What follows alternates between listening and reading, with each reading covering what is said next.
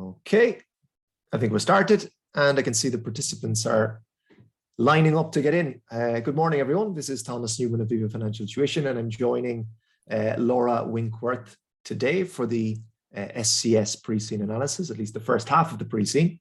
Good morning.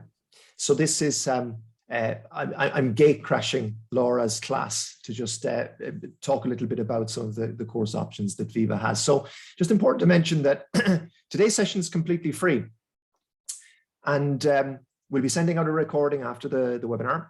And please feel free to share this session with anyone you feel would benefit. So anyone who's thinking of sitting the exam in November, please feel free to share it. There will be a number of remaining sessions on Viva's courses, or course rather, for the SCS.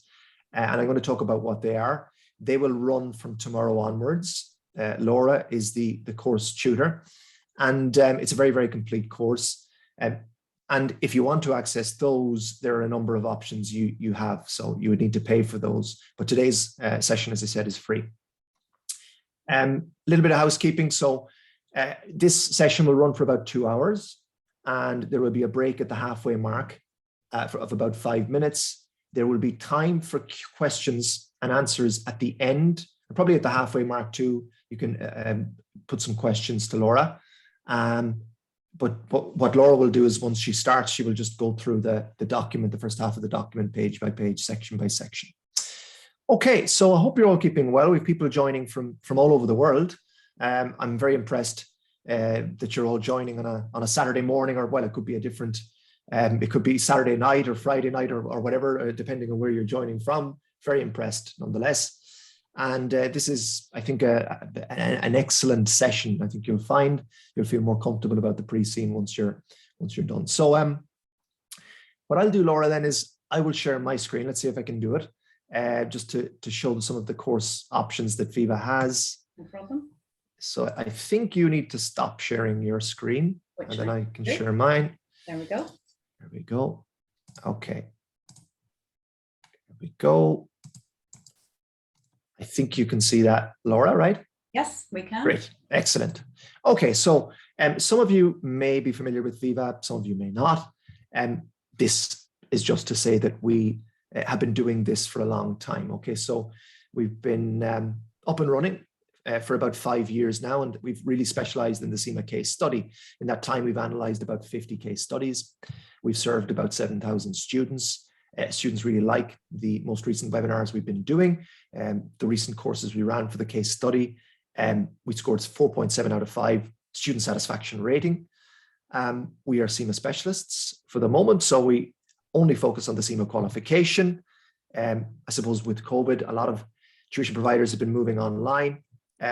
We've always been online, so that's where we were born. That's our natural terrain, and it's allowed us to do things in a very cost-effective way, and we've passed on a lot of the savings then in the form of a much lower price to our students.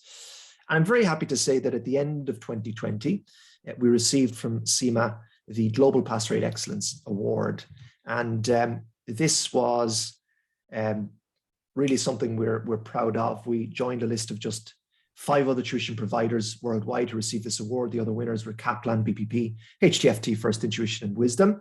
And Viva joined that illustrious list for running courses that saw our students exceed the average pass rates that CIMA has. So we're very, very proud of that indeed. And it was just a stamp of approval, I suppose, from CIMA. So we've got an excellent SCS course for November 2021, and there are 2 good options to unlock the remainder of this SCS course. So today's the first session. It's a free session. The remainder of the sessions are not free. So you've got all access membership, and you've got the SCS Elite course. And depending on your needs, one may suit you or the other may suit you. So all access membership unlocks all of the on-demand content at vivatuition.com for 365 days. So it's about 1,000 hours of study content. And for this particular course, for the SCS, it would unlock 7 live webinars, including this one, 5 mock exams with model solutions, but without marking. And it would also unlock access to all of the other courses that we have at vivatuition.com. So that would be E1, E2, E3, F1, F2, F3, P1, P2, P3, and the other case studies. Of course, you're going to be more interested in SCS, the strategic level. So very, very useful for diving back into some theoretical point from E3, F3, P3, if you get stuck. And yeah, that's one option. So the other option is the SCS Elite course. So with the SCS Elite course, you also get access to everything at vivatuition.com, but for 90 days. Okay, so for the duration basically of this exam window, you get the 7 live webinars, you get 5 mock exams as you do with All Access, 5 mock exams based on this case. The difference is you get marking included with the 5 mocks. Okay, so you have a tutor who corrects your mock attempts, tells you what your strengths, your weaknesses are, and directs you. Very, very useful indeed. So on top of that, you also unlock 6 live workshops with Laura, and they're 2 hours each. And you get weekly office hour calls with Laura, and there is a pass guarantee. So it means that if you fail the November 2021 exam, and we don't think you should if you come on this course and you take it seriously, but you have this reassurance that if you fail, you can take the course again for free in February of 2022. Okay, and it's the same case in February. Okay, so let's dive a little bit more into the details of these options. So the live webinar schedule, there's 7 of these, and the first one is today. And this is included in both the All Access option and the Elite course option. So you've got the first half of the pre-seen today. Tomorrow, you have the industry analysis. Let's look at the real world industry with Laura. Then on Tuesday, you cover the second half of the pre-seen. That will include financial statement analysis, etc. Then there's a little bit of a break. And then we do 3 sessions, taking the theories from E3, F3, and P3 and applying them to the pre-seen and talking about likely exam scenarios and how you would answer those exam questions. And then we tie things up with a key issue session, the top 10 most important issues you've seen over the entire series of live webinars. Okay, so those webinar sessions, all live, they're all recorded and put up at vivatuition.com afterwards. So if you miss something, you can easily view it. And they vary in time from about an hour to 2 hours for each webinar. Okay, so then the live webinars. You unlock all of the content at vivatuition.com. So this is included in both All Access and the Elite course. It's just different time periods. So with All Access, you can unlock membership for 365 days. With the Elite course, you unlock it for 90 days. So you get access to theory review videos of E3, F3, and P3. You get access to a series of videos on how to prepare for the case, so understanding your role, what the exam format is, how to use the pre-seen, etc. There's a series of videos on exam day strategy. So what do you do on the day of the exam? What is the examiner actually looking for? How do you manage your time effectively, etc. You also unlock access to 5 mock exams based on this pre-seen with model solutions. And you unlock the full E3, F3, and P3 courses that Viva has at vivatuition.com. Very useful for going back and reviewing theory from any one of those areas. Okay, so the next steps if you want to take on the All Access option is register for the first webinar. Well done, you've done that. That's the free webinar for today. We're going to offer this All Access membership for 365 days at a discount. So normally it runs for £299 for 1 year. And that's already actually exceptional value. It unlocks basically about 1,000 hours of SEMA study content between the videos, the mock exams, the questions, the texts, etc. that you get. We're going to drop the price for the next 48 hours to £229. And I'll include a link in the Q&A section of the chat box rather, after I finished talking. And as soon as you pay for that, you get an automatic email that includes all of the remaining webinar session links. Okay. If you have any doubts, please email us at info@vivatuition.com. info@vivatuition.com. Okay, so the remainder of the course then is for SCS Elite course students only. And what we find is with the SCS Elite course, it's a really, really comprehensive option for students who maybe have struggled in the past with the SCS, maybe they've failed the exam previously, or for students who are very ambitious about doing well on this exam. they want a very, very comprehensive course. We have benchmarked the SCS Elite course very carefully against other tuition options. And we firmly believe that it's the most comprehensive course of its kind in the tuition market for CIMA. And there's a lot included. There's a lot of support too. So with the live workshop events, these are very interactive sessions that you would have with Laura. They're 2 hours each, very exam focused. So, you know, you look at the overview of the exam, how the marking process runs, and generating ideas for answers, how to apply theory, how to manage your time, what does a good answer look like, what does a bad answer look like, etc., etc. Really, really useful sessions. They're all recorded, and you can access them afterwards as well. And we intentionally keep the size also of the elite cohort to under 20 students. Okay, and that's intentional because we want to give the elite course students a lot of attention. You also get access to office hour sessions every week with Laura, so a more informal way to talk to your tutor, and you can just pop on a call. It's a no pressure sort of environment, an informal way, as I said, to raise doubts, and they're running each week. And you get access to a very active private Slack group. So Laura will be there. I'll be there as well, popping in from time to time. And most importantly, your fellow students will be there. So you can learn an awful lot from your fellow students. So if you come up with the right attitude and you know, you give a little, you try to help your fellow students with different insights, etc. you have, you'll find that it is a really, really worthwhile thing to do and a great way to learn. Okay, again, it's another more informal way and very, very important way that you can learn for this exam. Okay, so we think it's a winning formula. You've got a lot of access to your coach or your tutor, Laura. You know, there are 22 hours of live sessions between webinars and workshops. You've all of that on-demand content at Viva. You have those 5 mock exams with marking, and you have access to that student community on Slack. So really, really complete option if you're looking to do well in this course. So the next steps, if you want to take part in the elite course, is book your place. So I've got to talk about the cost of the course. So you pay a £99 deposit, and that guarantees your spot on the course. The normal price is £699 for this course. Okay, so we recognize that's quite a bit of money.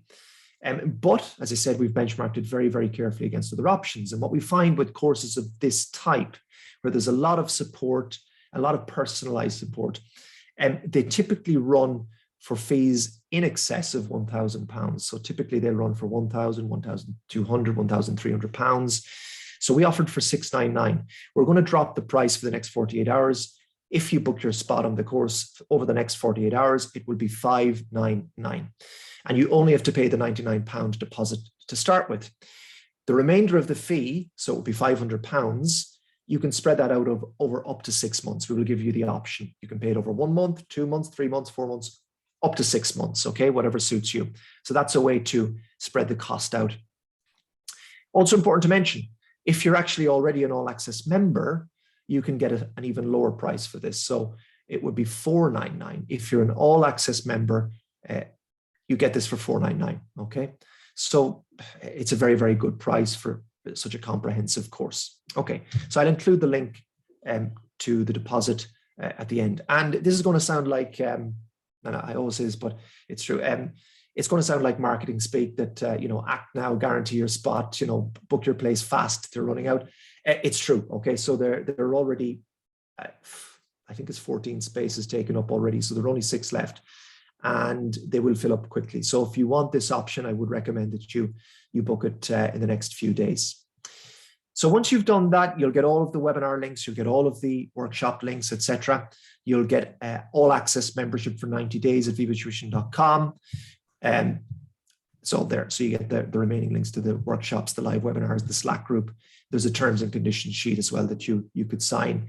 That just talks about the conditions necessary if you want to take the course, you want to take it seriously, and you're serious about doing well. Okay. So if you have any doubts, please email us at info@vivatuition.com, info@vivatuition.com. Okay. So that's they're the course options. They are. I need to stop sharing now. There we go. They're both excellent. Okay. It's just the elite course offers more personalized support, and the workshop events, etc., are great. If you want something that's a little bit more hands-off, then the all access option is very, very good too. So I'm going to hand over to Laura, and I'm going to stop talking. I'll be hanging around. I'll be coming in from time to time, and I'll be in the chat box, and I'm going to pull some of those links now. Okay. Enjoy the session, guys. Best of luck, Laura. Okay, and I see we have a few admin questions in the chat. I'll answer those. Perhaps you'll answer those, or we'll pick any up at the end. All right, well, I shall share my screen and we will get back to the pre-seen. Okay, so hopefully everyone can see my screen. So as Thomas said, this is going to be the first of 2 webinars, and we are going to walk you through the pre-seen material for a strategic case study for November 2021, and it will also be the same pre-seen for February 2022. So let's scroll down and see the company that we are looking at.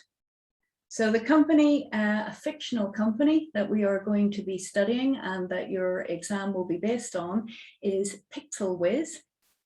And pixelwiz is headquartered in the fictional land of Westland.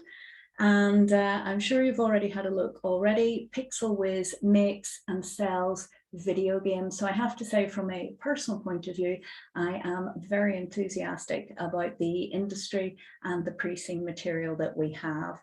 You'll see when we go on and have a look at some statistics of the number of gamers that we have worldwide. Statistically speaking, I think a large proportion of our audience today will be very familiar with this industry and perhaps active gamers. So I think it's a great topic this time. And I love teaching strategic case study anyway, but in particular, I like this scenario.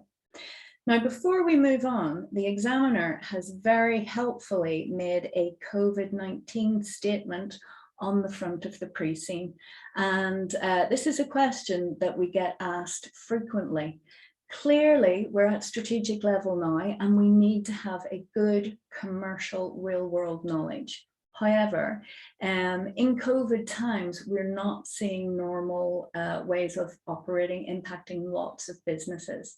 And so the examiner here has been very helpful and clear. If you look at the last sentence here, we are asked, or advised rather, to assume that in most cases, let's pretend it is a COVID-free world, so that the movement of people, goods and services is free, and more what we would be used to seeing.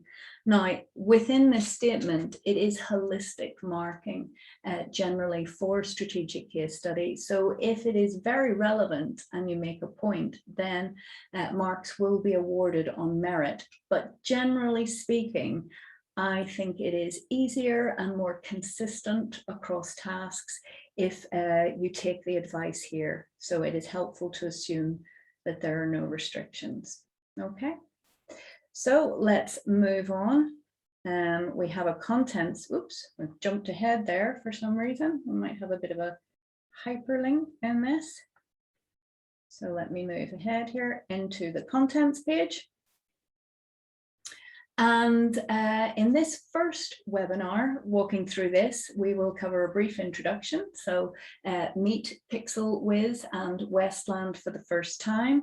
And then we'll spend some time on the video game industry. Now, this is largely generic information that the examiner is providing to us, but very important. So we'll spend some time going through that, looking at how games are developed and some of the trends and revenue streams within that industry. And then we will move on to looking at pixelwiz in more detail. So today, that's probably where we will round up. And then in the next webinar, we will look further into pixelwiz and have a look at some of those magazine and press articles towards the end. And webinar number 2, as Thomas said, we will also look at the financial ratios that you will be able to draw upon in your exam. All right, well, let's dive right in. down here with our first introductory paragraph. So we can see that pixelwiz is a quoted company that makes and sells video games. And we are told here they generate their revenue streams from the games in several different ways. Now, we will point out some of those in the industry analysis and then look more specifically at pixelwiz itself. Now, let's have a think about what being a quoted company means. Now, as you'll see in the notation on your annotated pre-seen, this can bring advantages and some drawbacks for a company. So let's have a look at some of those advantages first. An obvious one is that we have greater access to capital. So pixelwiz is able to issue shares as a listed business to the general public and raise equity finance that way. Also, because we're a listed business, we have a larger status, gravitas, and that can also help give more access to debt finance. So I think that's a key feature that we're a quoted company. You'll see here in the box, it also refers to increased reputation. As I said, the size that listing brings and that public reputation can be advantageous with a number of stakeholders. So we're likely to see market analysts commenting, hopefully, on how well we're doing.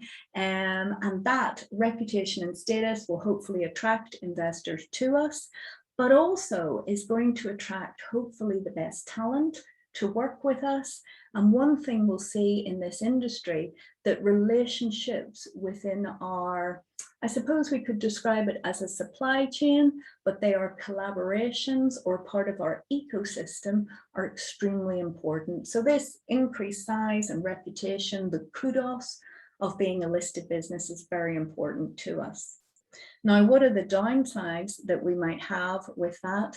Well, one of the things might be pressure from shareholders. Now, let's think for a little moment who those shareholders may be. So we might have shareholders like you and me, small individuals holding shares within the business.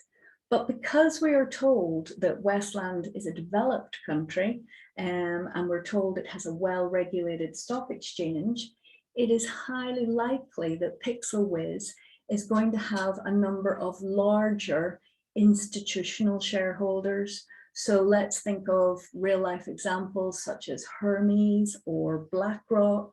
The pension funds are likely to be significant shareholders, and insurance companies. So what pressure are we likely to face from these more influential and larger shareholders? Well, from my point of view, I think there's two things that they're going to want to see. So here, they're going to want to see strong financial performance. So from the board of directors at pixelwiz, are we growing? Are we growing revenue? Are we taking the right level of risks to grow shareholder wealth? So that's one side. We want to have our returns as shareholders through dividends or through capital growth. And we'll have a look when we see the financial information about how pixelwiz is growing shareholder value. And we'll be able to critique that and discuss how that might be tested. On the other side, pressure from shareholders, another key theme that's very important in strategic case study, is to think about corporate governance. So we will have pressure from shareholders and pressure from the stock exchange's own code of practice in terms of how the board of directors direct and control the operations of pixelwiz. So the shareholders are going to be very influential, and we're going to have to deliver strong financial performance and show the highest levels of corporate governance and acting in shareholders' best interests. Another potential drawback of being listed is the increased level of compliance. So with being a public entity, we will have higher levels of financial reporting, higher levels of reporting on corporate governance, shorter timescales, and that side of things. So again, that can often lead to potential threats for reputational risk and the need for that high level of governance as well. So let's have a look at the third paragraph here, and we will find out a little bit more information on Westland itself. So we're told Westland is a developed country, and we have an active and well-regulated stock exchange. Our currency that we will be using is the W dollar. And we're told that we will prepare financial statements to IFRS. So the IFRS thing shouldn't be a surprise to us at all, not particularly impactful in terms of our exam answers, but let's look at some of the other pieces of information that we've been told here. We're a developed country. What does this mean for us? So Westland is where we are headquartered. And as you can see in the note here, the fact that the country is developed is likely to mean that our local population is going to have some discretionary income. So potentially a source of revenue and a gaming market in itself. Massively important to successful games distribution, as well as the infrastructure that is needed. Again, Westland being a developed country is indicative of the fast internet speeds that are likely to be needed, or 4G and 5G networks that are likely to be needed for mobile gaming, such as on smartphones. Okay, so that gives us a little bit of information there. Let's touch on another key point, which is the active and well-regulated stock exchange. Now, as soon as I see this, and based on case studies in the past, I'm thinking of a key piece of theory from F3 about the efficient market hypothesis. So that's one thing we have to be very comfortable with. You may recall from F3, the efficient market hypothesis is about the information that is reflected in the share price. Because we have an active and well-regulated stock exchange, it's an indication that we're likely to have a semi-strong or a strong market. So our share price will not only reflect all historic information, but is also likely to reflect some level of private information. In other words, the share price will reflect the true value of the company. How this is often tested is that something will happen, let's say, for example, in Westland, or it could be on a global scale that impacts upon pixelwiz, and we will see a short spike or drop in our share price.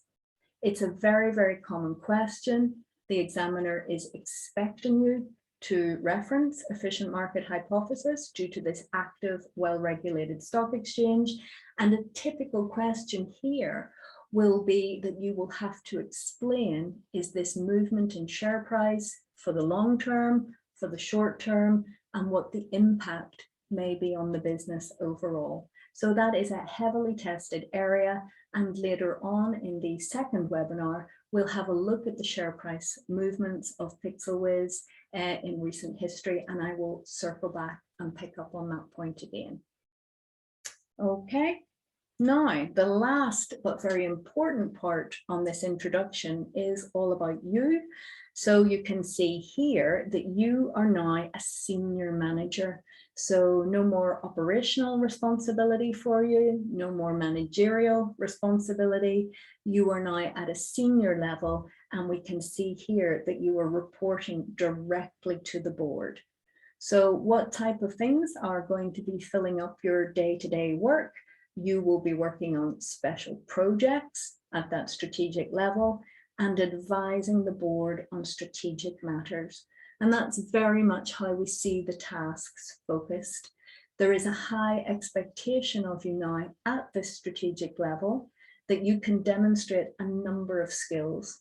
One of those is your technical knowledge. So we need to have a sound technical knowledge of E3, F3, and P3, and how they will be applied and deployed to certain situations. So that's a level of skill in itself. Which theory, which model, which approach is most appropriate for each situation. So technical skill is one thing. Another thing that you will be expected to demonstrate at this strategic level is a sound commercial and industry knowledge. So today we are going to run through the industry information provided by the examiner, and throughout I would encourage you to be commercial. They are going to want to see that you can take a wide range of factors, prioritize those, and make clear recommendations, that you can evaluate different strategies, highlighting strengths, highlighting weaknesses and risks, and then draw a conclusion. So really, we can't emphasize enough that you are really stepping up here. As we see here, you want to show those leadership skills. We want to show that you have that longer term strategic focus. And one of the key things for me when I look at student scripts is, are they commercial? Do they understand the industry? And do they make commercial sensible solutions? So quite a lot of information within that introductory section.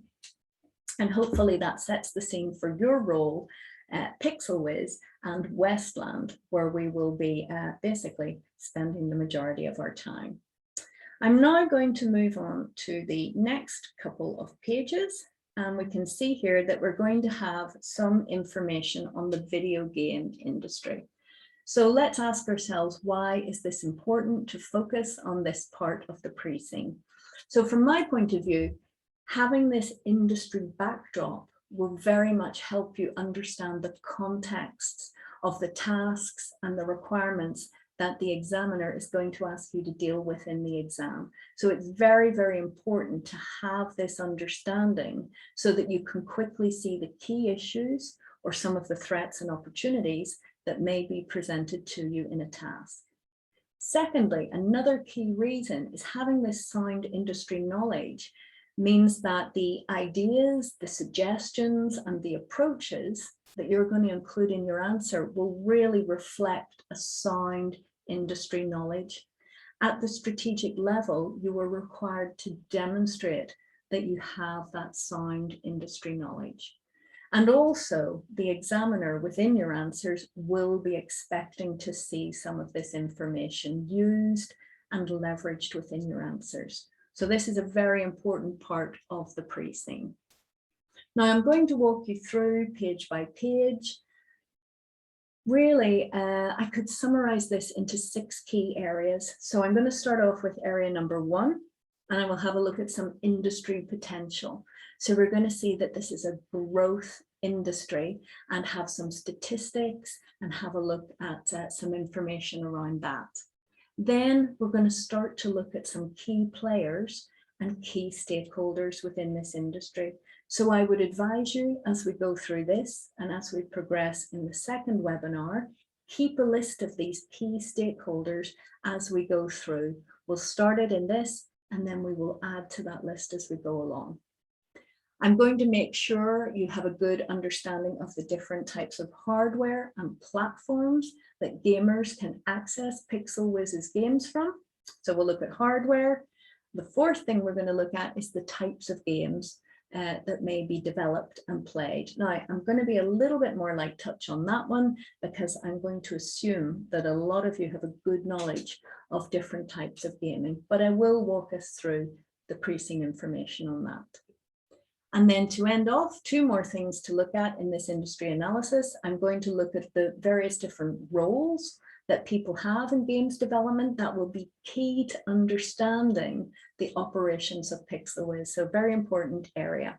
And then finally, another key area for strategic case study, we're going to look at some of the KPIs. And that is a core activity, something that you need to be aware of for strategic case study marking. So loads of helpful information as we walk through these next pages. Okay. So let's start off and have a little look at industry potential. What type of industry do we have here and are we growing? Now, you'll see up here, you have a statistic. Now, this is a real world statistic that you could draw upon in your exam if you want. And we see that the Global Industry Analyst Inc. have stated or estimated that the market will be worth just shy of $157 billion in 2020. So it just gives us some idea of the scale of this industry. Okay, so that's important. Looking down here, we're told some information on revenue growth. So also this can be used in the exam when we're looking at the potential of an industry. You can see between 2020 and 2021, we have grown from $170 billion for revenue from gaming to $180 billion. So about a 6% growth. And clearly, as part of the senior management team at pixelwiz, we want to benefit from that revenue growth ourselves. This is further emphasized here by looking at global video game revenues over the past 9 years, so from 2012 to 2021.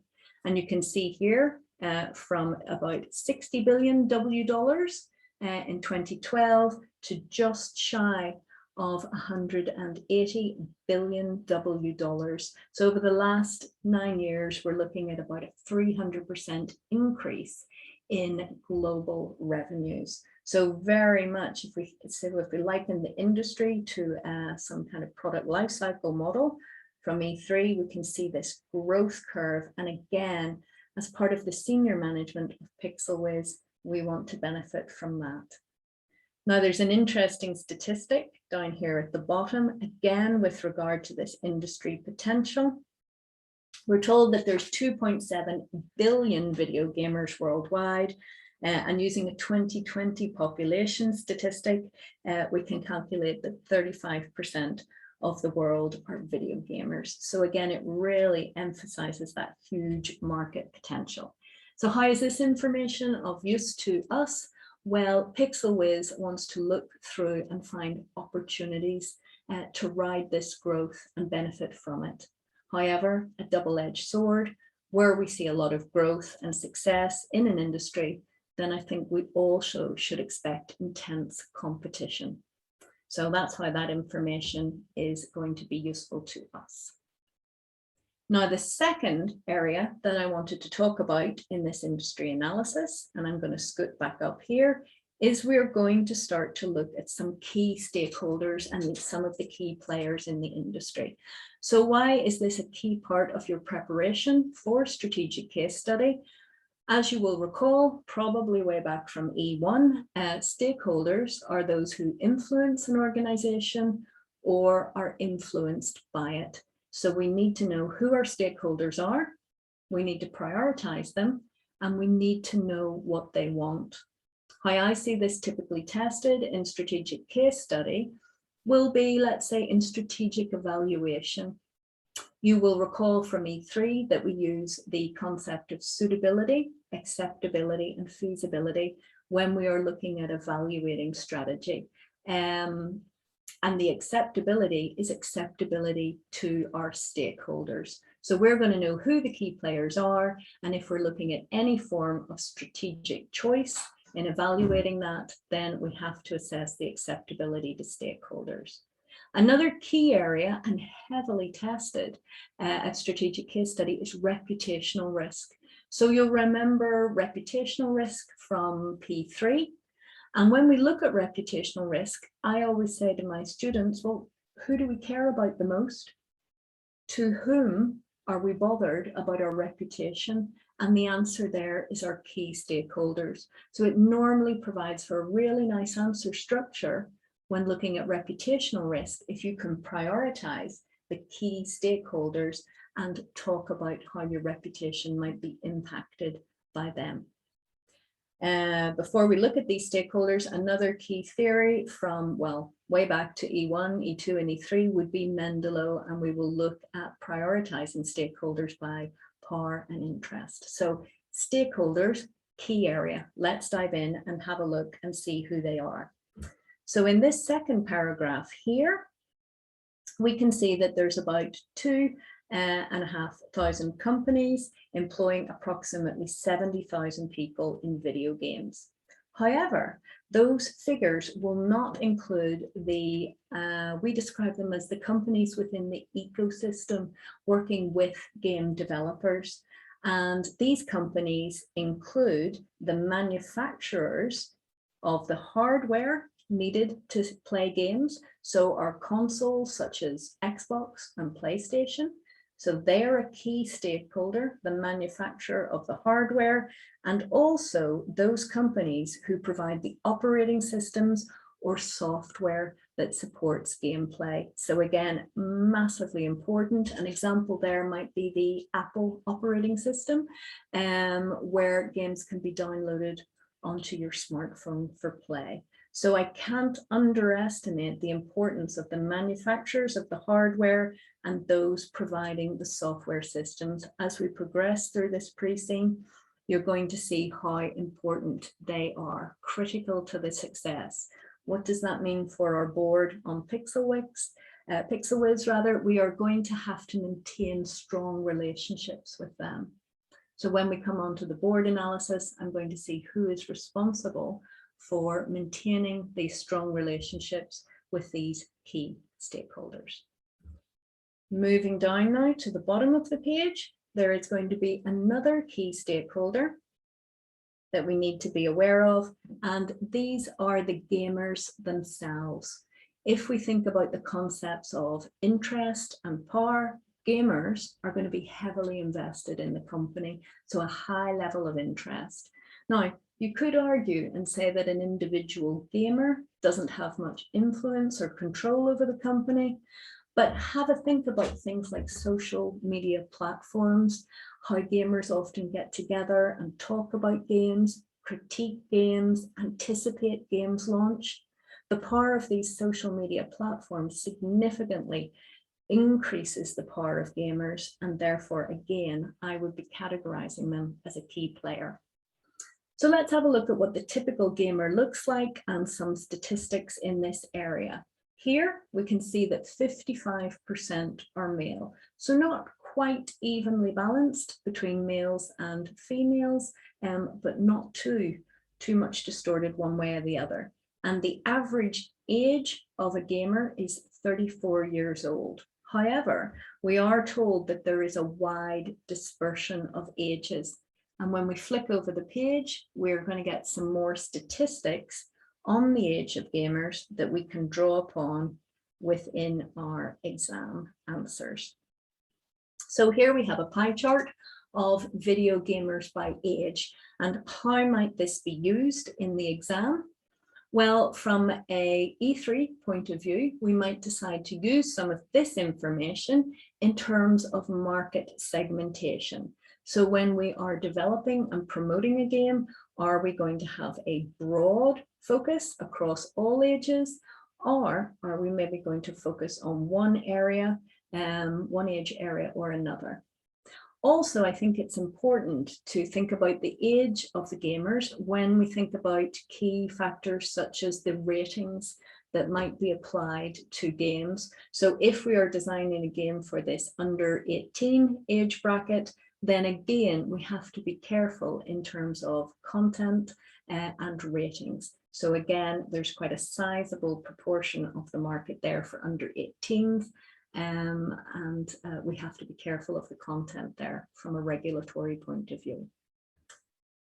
Now, this is the largest chunk, the 18 to 35-year-olds. Obviously, one would hope that these are the individuals with disposable income to spend on gaming. But I also think that this area is of interest and a potential area that could get tested. It is in game development companies' interests to focus on these younger players, the under 18s, because they are going to become the gamers of the future. So although they may not have a lot of money themselves, perhaps parents are going to fund a gaming habit there. And if we can get them hooked on some of our games at this stage, then they become our potentially largest market segment of the future. This, again, coming back to these younger players, also makes me think of some key themes that you may have read about in the industry that I think could come up in our exam. So think about from an E3 point of view and the idea of corporate social responsibility. We are going to need to consider the ethics of how we market games towards children and also the content of those games. Okay, you may have read around risk areas and some negative press for gaming for children, around a risk to their physical health from not being active enough, their mental health, even to the extreme, people talking about being addicted to gaming, and also impacting on their education. So there is an argument that young people are spending too much time on games and not enough time on their education. And when we come along later to look at how we earn revenue from these games, again, there has been general criticism exploiting this area with things like loot boxes and enticing children into in-app purchases. So a little bit of P3 in terms of risk there, linked to a key E3 concept of corporate social responsibility. Okay, so great statistics that you will be able to draw upon here and look at market segmentation. However, I think it's interesting here, there are often surprises. We may market a game at a particular demographic and it then can prove to have a wider appeal. The example here is Roblox, which was targeted at children, but many teenagers and older adults also participate in that game. Okay. So we've met some of our key stakeholders, and as I said, we're going to add to that as we go through. And what I want to do now in the third area of this industry analysis is have a look at the types of hardware in more detail. So this is essential to our understanding of the relationship between this key player of the manufacturers of the hardware and the games development company. What you will see as we progress through the pre-seen is games development has essentially been able to blossom due to technological changes and improvements in the hardware. So for example, as graphic processors within PCs and laptops have improved, game developers have been able to create almost photographic quality visuals and content for their games. And then here we have a summary as well of some other developments in the infrastructure and hardware that have all supported growth in games development. So faster internet connections. We're going to have a look at virtual reality and augmented reality, relatively new technology in terms of hardware there.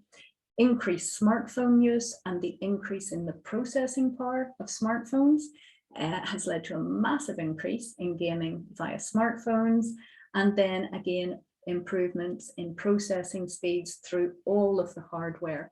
So very much a symbiotic relationship between these hardware manufacturers and games developers like pixelwiz.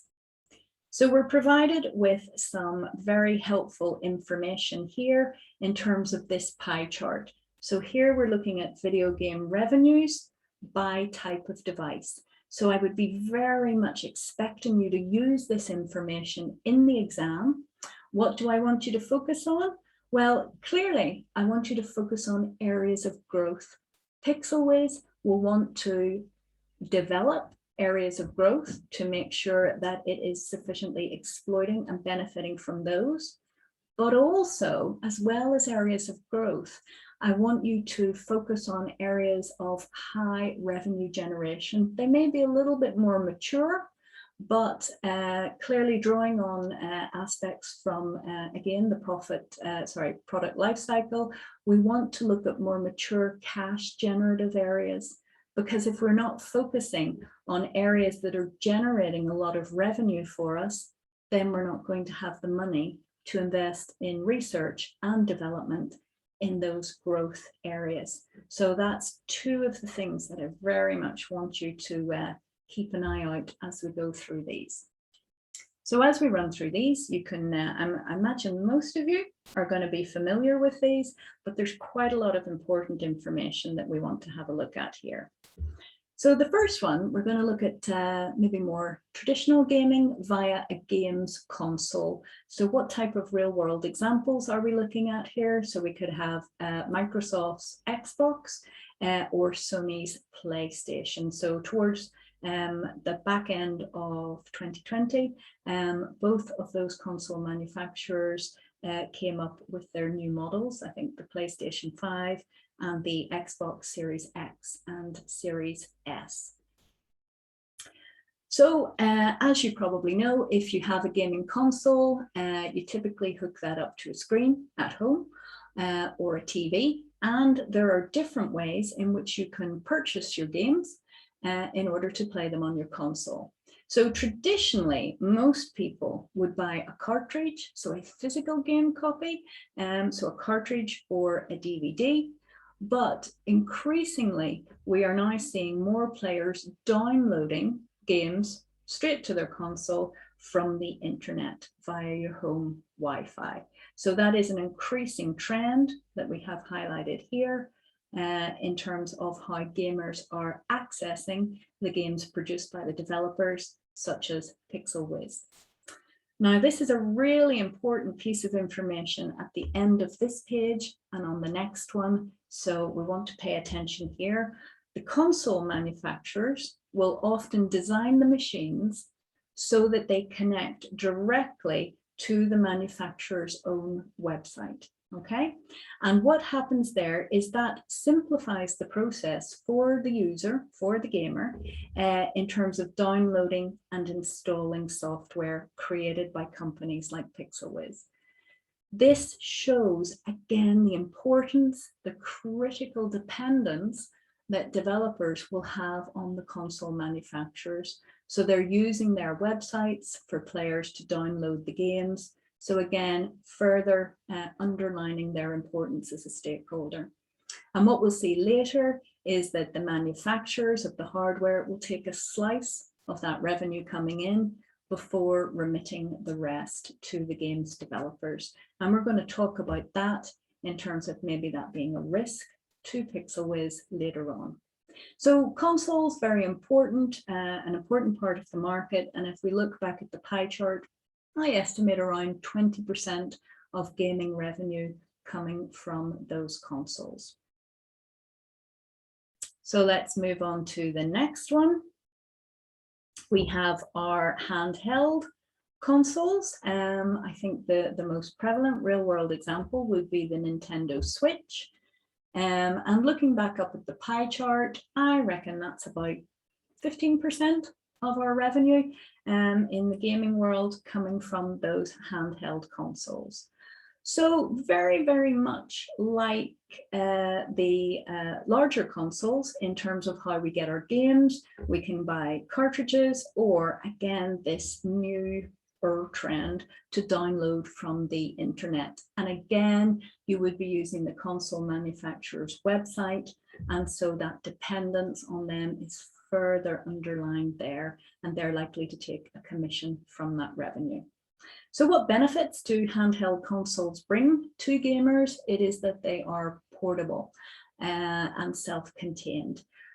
There's an argument to say that smartphones potentially may take over handheld consoles, and definitely there is an increase in gameplay through smartphones and tablets.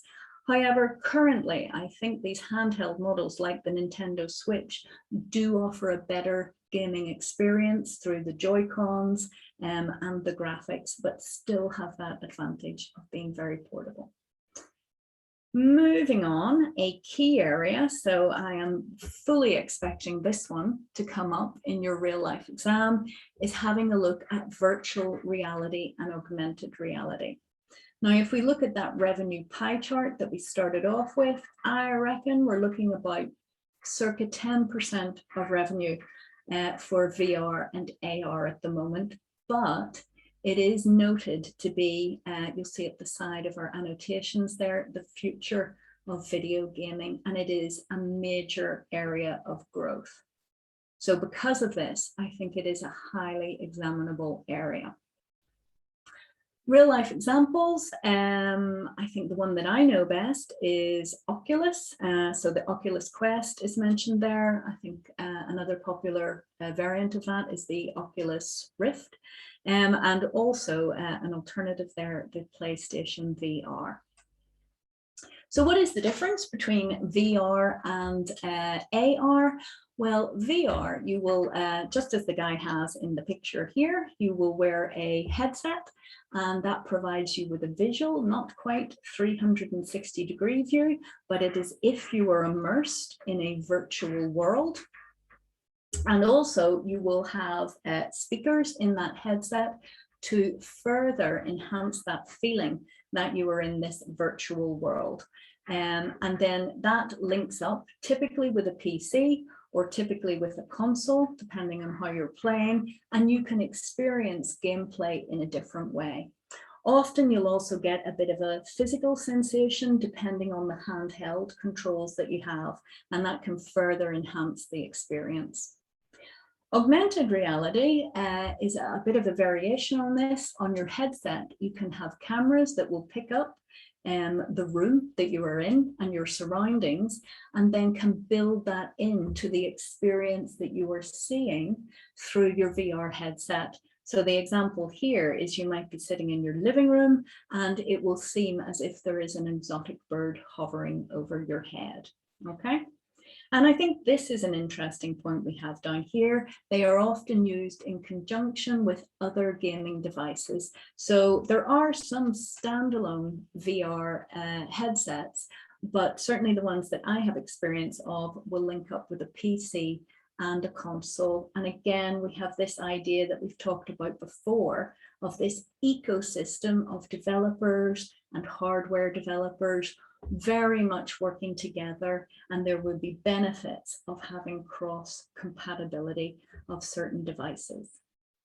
Now, although this is a growth area, it may not all be good news. Growth areas come with risks, and one suggestion of a risk that we've thought of here is with VR. It is often associated with problems like eye strain, or players can feel actually quite nauseous.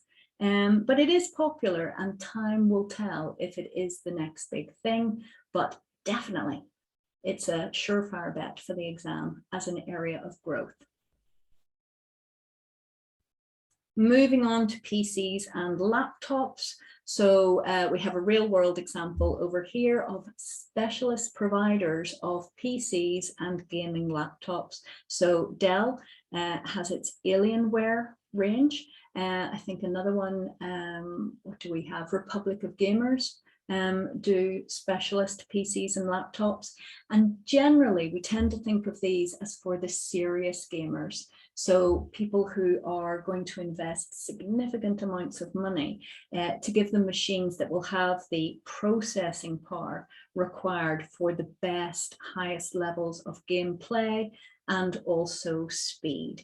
So I don't know if any of you have experience of gaming PCs or laptops, but they often have customizations like graphics cards that you can have, and actually the noise of them, because the amount of processing speed and power, they often are built in with a lot of fans in there to cool the system. And I've seen on Reddit and other chat forums about talking about the noise that comes with these and how that may ruin part of your gaming experience. So we get the idea this is really for the enthusiasts.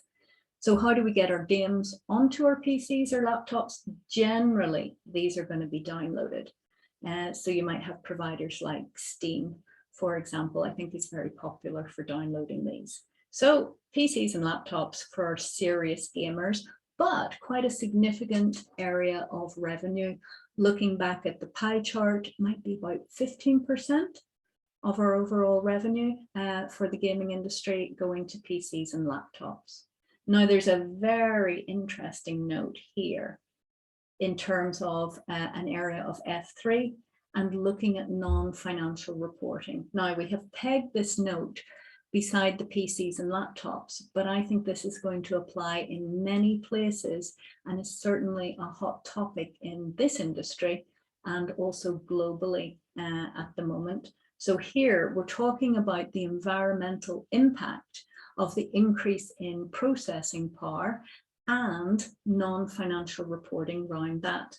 You may have heard of the concept of ESG, which stands for environmental, social, and governance. And there's a lot of pressure in many industries and pressure from those key stakeholders of institutional shareholders, encouraging organizations to think about their ESG responsibilities, so environmental, social, and governance responsibilities, and really increasing the level of voluntary reporting on that. So from F3 there, you might want to draw down upon the Global Reporting Initiative, things like integrated reporting, and I think it's a really hot topic at the moment. So we've mentioned it there, but I think it's a key thing we need to be aware of throughout. Okay, now let's have a look at tablets and smartphones as another way. Now you'll see here we have a Deloitte study that says this is a major growth area. So clearly playing a game through a smartphone or tablet is extremely convenient. You can play on your commute. We have such a wide ownership of smartphones. And when we look back at the pie chart, this contributes to 35% of gaming revenue. So a huge area in itself. And again, if we're looking at exploiting opportunities, we want to have a look at this growth area. How do we get the games onto our smartphones? Basically, we download these, and so no cartridges or physical product required.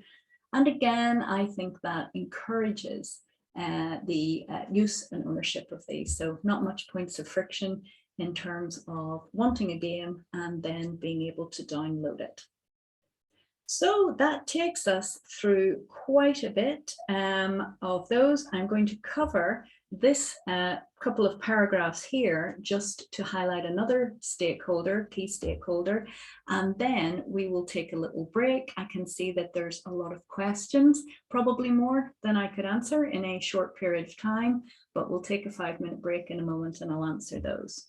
But firstly, let's finish off these people that we're reliant upon with another key stakeholder to add.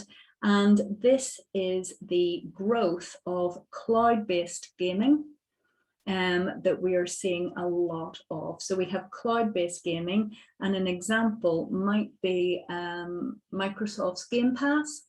So we can think about it a little bit like the Netflix of gaming, and we will have a look at that later on as well. But also that players often access the websites of either the manufacturers of the hardware or the game developers themselves, and they will be able to access games, have an account on there, and it often saves their progress, which can make gameplay between different devices very easy. So in looking at these websites, really, if we are pixelwiz, we have 3 choices. We can operate through the hardware manufacturer's website that we've already talked about. We might have our own website that we can do, or we might use a third-party standalone company and use their website. So there's many companies that will provide that on an outsourced basis as a commercial service. So let's take a little break now for 5 minutes. I'm going to have a little look at the questions before we come back. So I appreciate there's lots of information, but the fact that there's lots of information is a great sign, because there's lots that we can then draw upon within our exam answers. So I'm going to go into the Q&A and I will see if they are questions for me or they might be questions for Thomas. Okay, so most of those Q&A are with regard to what I would call more of the administrative side. So we will get Thomas to answer on those. And I'm going to have a little look in the chat and see what's in there now for 5 minutes or so. Oops. See what I can see. I'm not doing very well on the scrolling here, so bear with me while I grab my mouse. So I see, going back to the last bit on cloud-based gaming and asking on environmental concerns. Okay, I'm going to I'll pick up on those. Unfortunately, I wish I was able to have more time to chat with you all. It's great that you are involved. let's go back up and we'll have a look at this cloud-based thing. I think the main thing that I want you to understand here is the reliance that games developers like pixelwiz will have on cloud-based services. So let's think about the first type of reliance we might have. So I don't know if any of you have an EA account, Electronic Arts, but they will have their own cloud, and you will register on that. It gives you access to games that you have purchased, in-app purchases, and it can also save your progress. So really it is seen to enhance the gaming experience, give you some flexibility, make it very easy for you to switch between, say, a PC and an upgraded PC, and they'll store all of your experience in there. So that's one way that the cloud is very important to us. Another way that is really new and a growth area, again, so one that we want to look at, is this idea of, let's think about Microsoft's Game Pass. So this is a monthly subscription. I want you to think about Netflix. So you can pay a monthly subscription with Netflix, you go on, you have a range of things that you can watch, and those titles are often refreshed, some are removed, new ones come in. And we're seeing this with Microsoft. This is just one example that I know about with the Game Pass. And you can go in, you can access games rather than having to pay for the download of the game itself or buy the physical game. You can enjoy it, but you don't actually own it. And they put new games on there all the time and take older ones off. So this, there was a lot of comment last year about whether this is the end of console manufacturing. So people will potentially stop buying their Xbox or their PlayStation and simply stream to the smart TV from the cloud. Okay, so that's another way. And then another way we are very much web-based. Will be on manufacturers' websites or our own websites in terms of receiving payments and remitting those payments to us. So what I'm trying to say there is, if we think about things like cybersecurity risk, it is integral, it is absolutely essential to our operating model that we have these cloud-based and website-based services. So I think in a nutshell, that's what I would say is most important there. Now, I'm really glad that one of you have again asked about ESG reporting. So again, environmental, social, and governance. And one thing that you might find helpful, yeah, by all means, have a Google search on that, and you will see lots of content at the moment. Specifically, have a look at the gaming industry as well. And if you go on to some institutional shareholder websites, so you might go on to Hermes, you will see that they will have an entire section of their website that sets out what they expect to see from the companies in which they invest. So they will be shareholders in a range of different companies, and they are really explicit that they want to see a high bar of consideration for the environment, for social issues, and a high level of governance. So I think that's how that can often get tested. What we look at specifically in F3 is how we report that. So this is non-financial reporting. For example, how do we report our carbon footprint? How do we report if we are doing better on our carbon footprint? How do you report how much social impact that you have, hopefully positive social impact, on the community and on the wider world population? So these are very key topics that, again, I would encourage you to read around. And as we progress through the pre-seen, we'll be able to pick up on these a wee bit more. Okay. Now, I do apologize. I was only able to answer 2 of your questions there, but I have to say they were spot on questions and very good ones to ask. So let's go back to the pre-seen now. I will pick up on some more questions at the end, no problem at all. So we are now going to, for some reason, they seem to have repeated these pie charts on these page. We're going to look at the types of game. Now I'm going to be a little bit more light touch here because I'm going to assume that the majority of you know about different types of games. But here again, we are given 2 pie charts, which we can use to assess opportunities and assess different, the strategic direction. What type of game should we develop going forward? How is this going to impact on our revenue? And again, I want you to look for areas of growth with one eye on the future, but we also need to look at revenue generating areas currently, because we need that cash flow to have the funds to invest in R&D. So these pie charts are divided into PC-based games and also console-based games. Looking at the PC games, we can see that we have free to play. Now, I say free because they're not really free in reality, but free to play games, social games, downloads and box games. So that's more for our what we're used to seeing, and then pay to play games. And we can see that this cloud gaming, this idea of, as I call it, the Netflix for gaming, is a very, very small slice at the moment, but that seemed to be a key area of growth.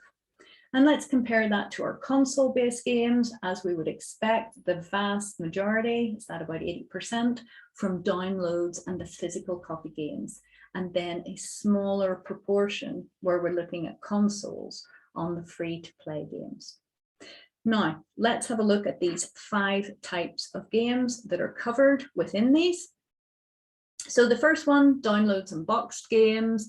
I think everyone's familiar with that. So you buy your DVD, you pop it in your Xbox or your PlayStation 5, and that will give you access to the game to play on your own, maybe against the software within the game itself, or oftentimes buying that game gives you access to an online world or other online gamers. And then, as you see over here, we said in order for that to be successful, it has to be sufficiently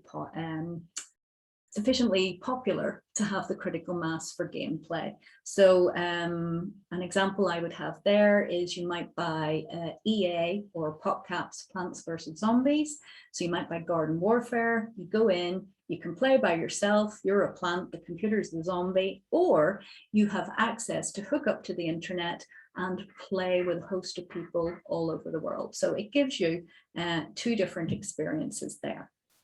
Then we have pay to play games. These require usually a relatively small amount each time you play, or what we're seeing becoming more popular is this monthly subscription. So the subscription model, an example of that would be if you wanted to play World of Warcraft. So that is a massively multiplayer online role-playing game. So we have to get used to all this terminology. So you can pay a monthly subscription fee to join that. Then we have cloud gaming, which we've just talked about. Again, a new area recently introduced. That monthly fee again, and it entitles you to play a range of games over the internet, streamed directly to your device. And I think here is an important point to note here. This way of playing can actually mean that you have better games quality on lower specification devices. So that can work through the cloud. Then we've got the so-called free-to-play games. And this is where you can access the game.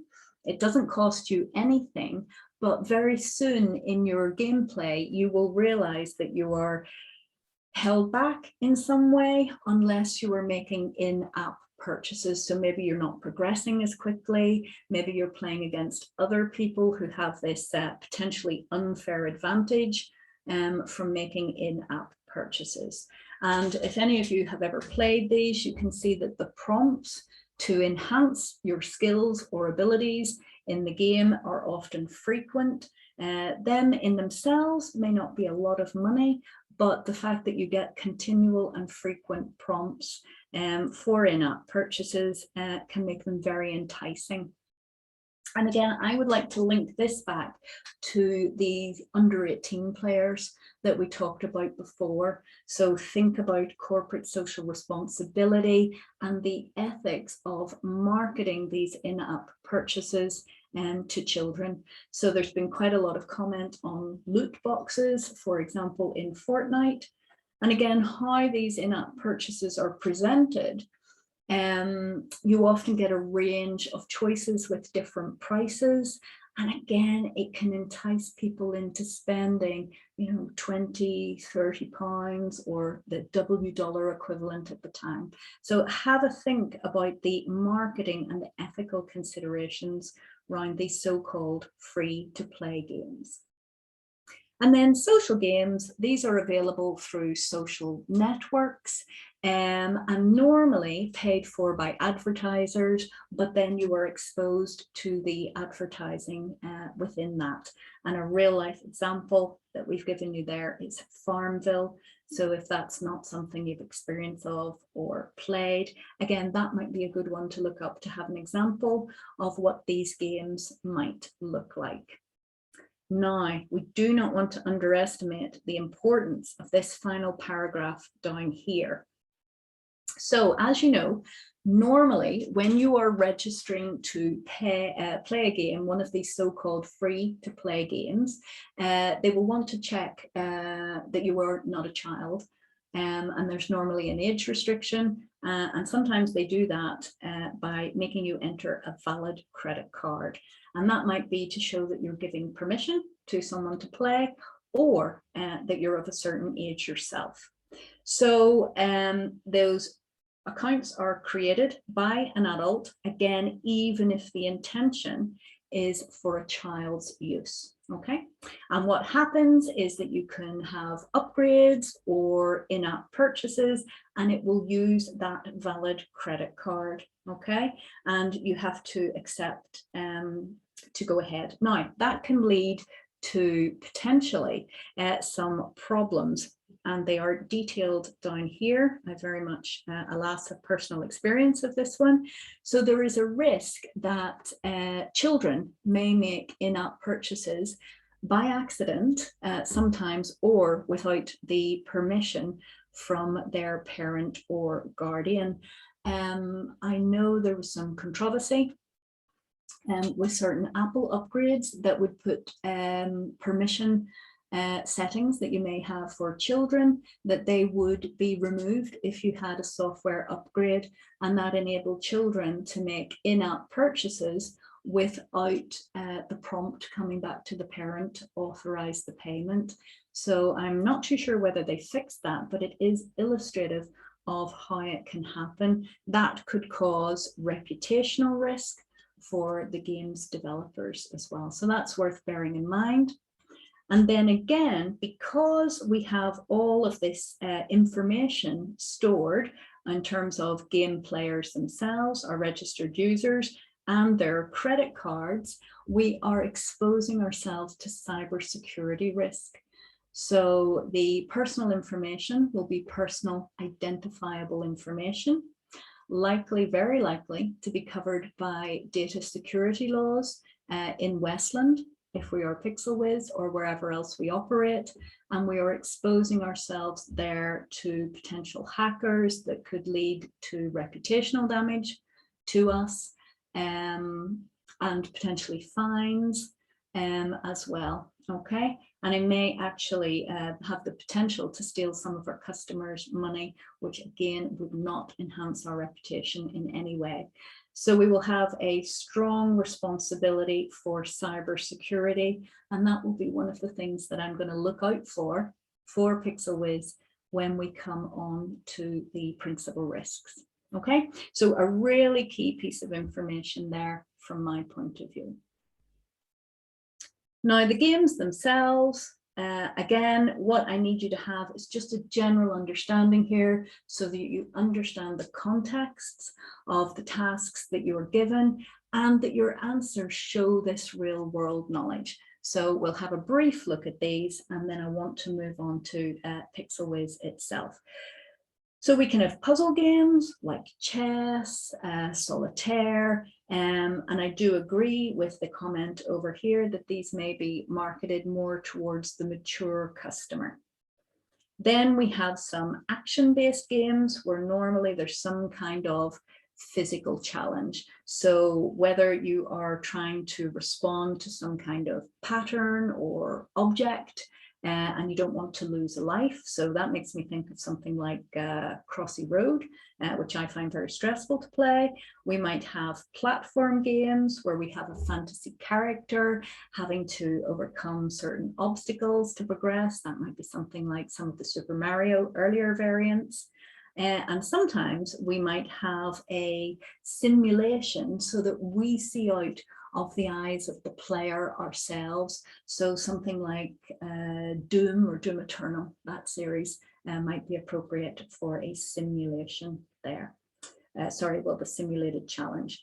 We have simulations themselves. So this might make you have the experience that you were driving a vehicle, or like the examples that they picked out here that are consistent with the picture in terms of a flight simulation. And often what you'll find with simulations is that you can buy extra hardware to enhance the experience that you're having. So you might be able to buy a flight yoke. I've seen those that give you that sensation of pulling down on the yoke to take off, for example, and again, enhances the user experience.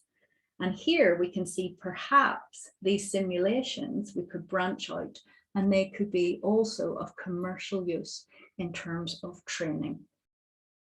Sports games, I'm sure you've all heard of EA's FIFA franchise. And again, like other games, you can play these as an individual against the software itself, or we can see large pre-arranged competitions where you're able to join up with other people and play online. And that can be friends or it can be random connections. And again, from a risk management point of view, if that feature in our game is going to be successful, we need to have that critical mass of players, and it has to be generally popular. And it's not limited to sports. We will see other popular sports like golf or basketball would be covered. Now, real-time strategy games are very, very popular. We have an example here of StarCraft 2. And you might be given at the beginning of this strategy, maybe I think the example here gives a number of workers. And as you progress, you've got to make strategic decisions in terms of, for example, where to put those workers, build various settlements and tasks, grow agriculture, and the people with the best strategies generally will be able to generate the most return from those resources and win. And again, you have the choice of that playing against a computerized person or linking up with human opponents. And then coming to the end, the last two here, we have our massively multiplayer online games. So we've already talked about the example of World of Warcraft, or another very popular example here would be Fortnite. So sometimes they are free to play and then in-app purchases, or sometimes a subscription free fee. And again, normally you take on the role of a character. We have a very huge and detailed world, and you can interact with computerized players or other human players. And again, they seem to be very engaging for gamers. And if we have a successful model, it can lead to a lot of franchising within there.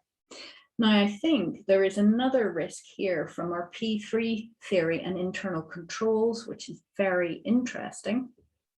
You may have read about problems sometimes in these multiplayer games about harassment or bullying, and we have to think as a games developer and or the platform on which these are played, what do we do to monitor this? So from a corporate social responsibility point of view, how much of an obligation do we have?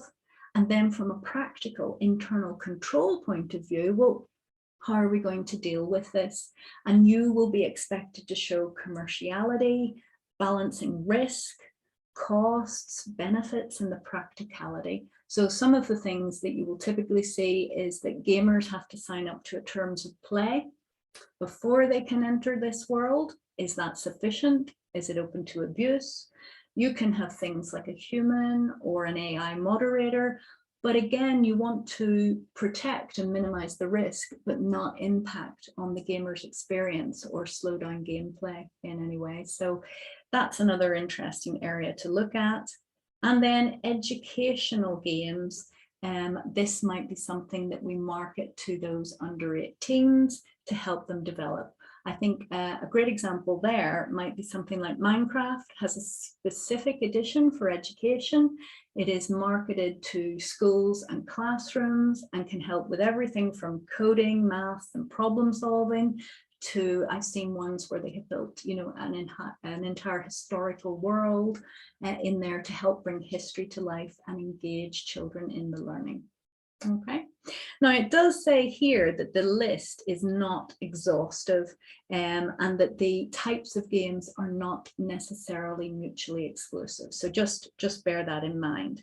And I think we have talked around most of this here, where we can either play as an individual, or we can play as a cooperative, maybe with a group of friends, or we can play competitively against human components. And again, have a look at this here. In order for a lot of these types of gameplay to be successful, we are wholly reliant on strong internet connections. So that's definitely an area of risk and something that we need to ensure happens. Right, now this fifth section that I'm going to talk about in the industry overview is very important. This is another group of key stakeholders. So I would add these people to the list of your key stakeholders. And we're going to look at the roles within a games development company that create a game. Again, I want you in your answers to use the correct language, the correct terminology, and show a good understanding of how games are developed. Now, one thing that you'll notice as we go throughout this is highly skilled labor. So again, think back to that very introductory paragraph where we talked about Westland being a developed country.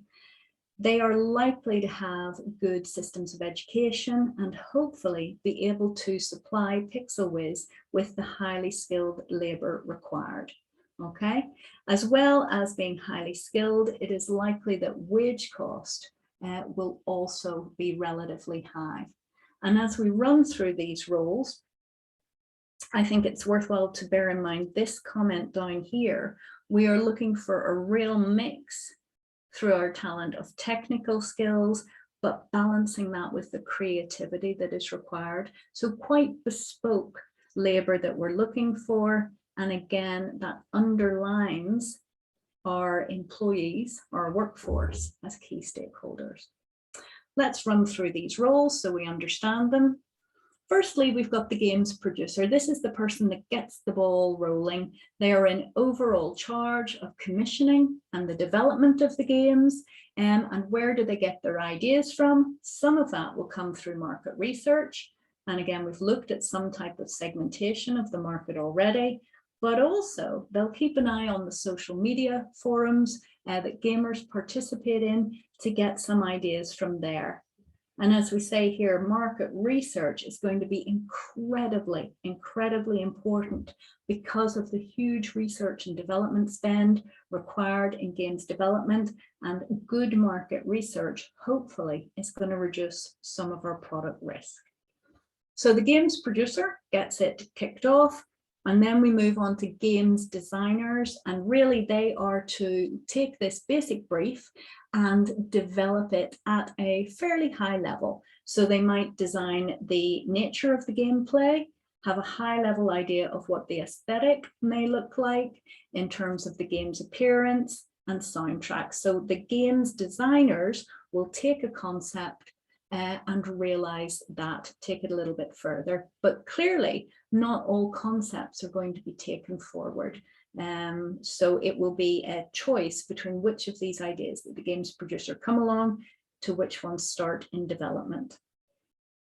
Then we move on to the game's artists. They are the next cog in the wheel, and they create the characters and backgrounds in more detail.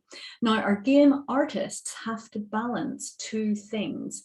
They have to come up with the creation that will be suitable for both the programming element of the game, but also be attractive for the ever important promotional materials that will go with the game as well. Our next stage are the level designers, and they take the designer's brief from the games designer and really develop that. They will look at this all-important story underpinning the game, trying to create something that's compelling and engaging for the players. So if we look at an RTS game, a real-time strategy game, the level designers might look at all the different worlds or levels that you will be taken through, and they will finesse what that might look like and tweak the levels, etc. They also have a tricky job described down here. They have to take the ideas and the files from the game artists, and we have this element of compromise here, which is very important. So the greater the complexity of the art, clearly that is going to lead to a better gaming experience in terms of realism and the aesthetic consumption of the game. But there is a trade-off, because that will require more processing power, and oftentimes that is not possible with the hardware available. Clearly that develops and evolves, but that is an important trade-off between the two. We also have the note over here that as cloud-based gaming becomes more important, the cloud itself can do some of the heavy lifting on the processing and might help resolve this problem. Then we have our game programmers, and these are the guys that get together and write the actual code themselves. This is a very complex area, and there are many different programming specialisms. So again, underlining games programmers as key stakeholders, even within the entire team. And what they will do is they will create the game software themselves. Now there is, let's say, generic game software that can be used, let's say, to create landscapes or buildings or settings, and the game programmers will be able to use that. But sometimes they will have to write specific parts of software for the game itself as well. Okay. Now, over here, again, we have more of the ecosystem and people working within our suppliers. So we may be working with people who develop more generic game software for us to use and develop our own games. Where we have the development of software, another important F3 area will be that this is an intangible asset. So this might be a key question of valuation for us. Potentially, if pixelwiz was looking at a target that had software, we will have to draw on some of the valuation methods on intangibles from F3.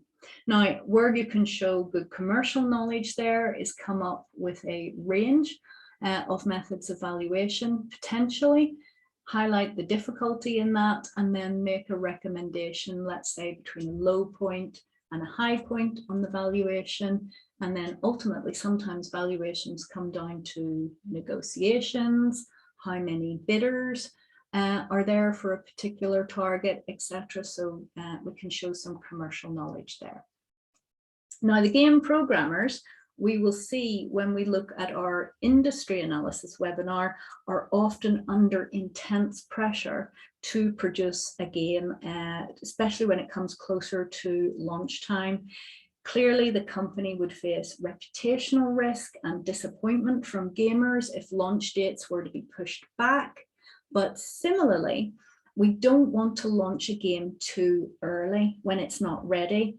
Down here, we've provided the example of Cyberpunk 2077. Now, ultimately, this game was successful, but when it was released, it was heavily criticized by gamers for having lots of bugs that weren't fixed, and that led to problems with gameplay.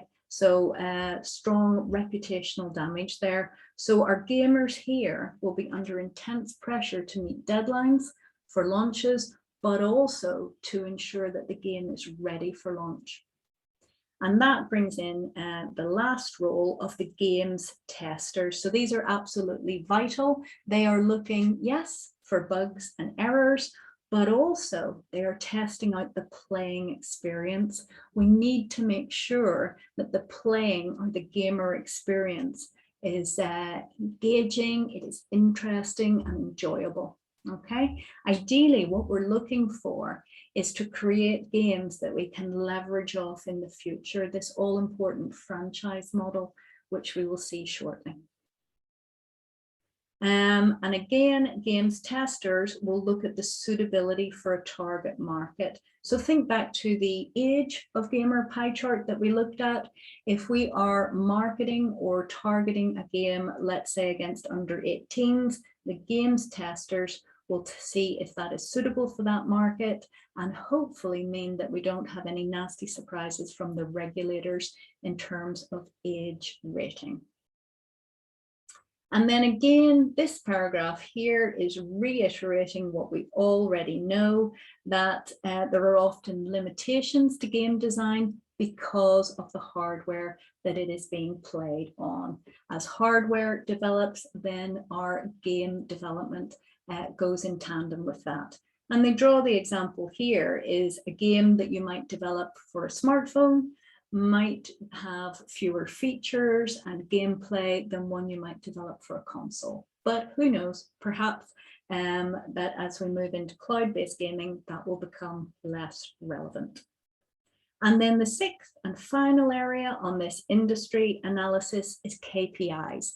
Now you really, really have to look at these. These are vital for our SCS exam and they are a core area. So let's have a look at some of these. I think a lot of them are fairly intuitive.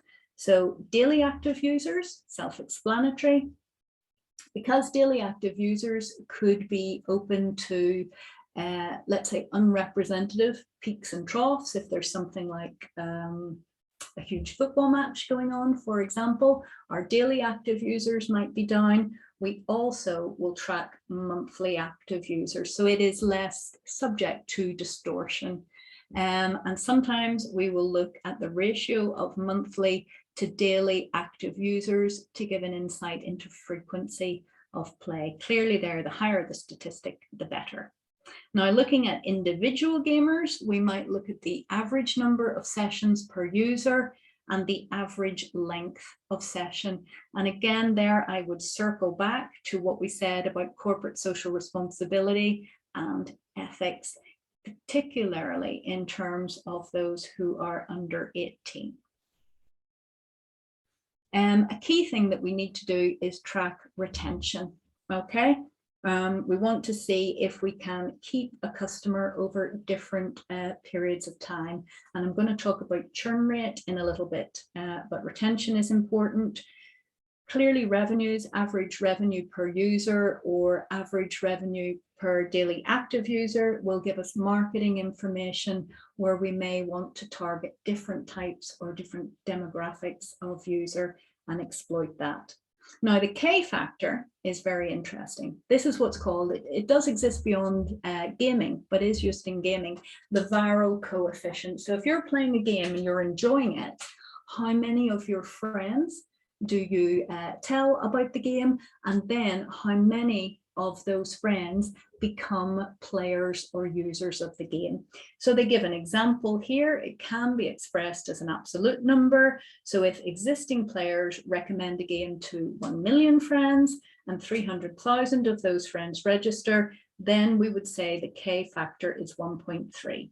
And I want you to visualize this idea of if we have 1 million friends and then we recommend it to 300,000 and we recommend it to 1 million, 300,000 take over, we've increased it by 1.3. Then if that larger group of players does the same thing, it will exponentially increase. It spreads like a virus, which is why it has that viral coefficient side of things.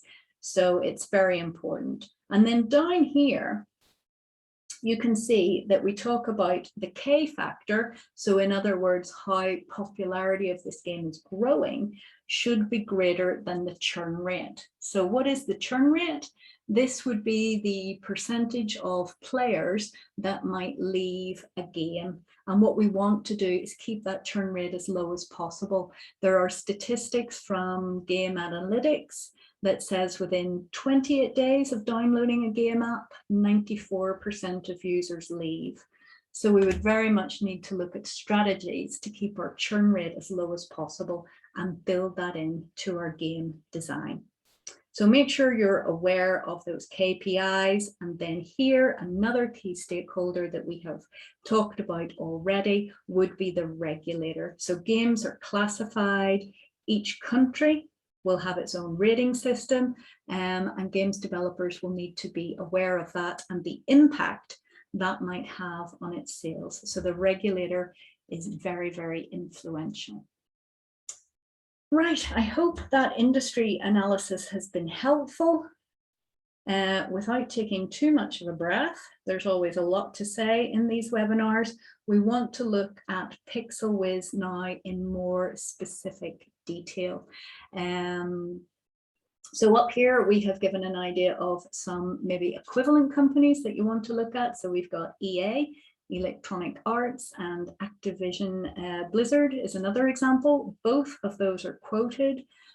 Clearly, a lot of you will have heard of Epic Games, but they're privately owned, so we won't have as much information on those. Okay, so pixelwiz, founded in 1986.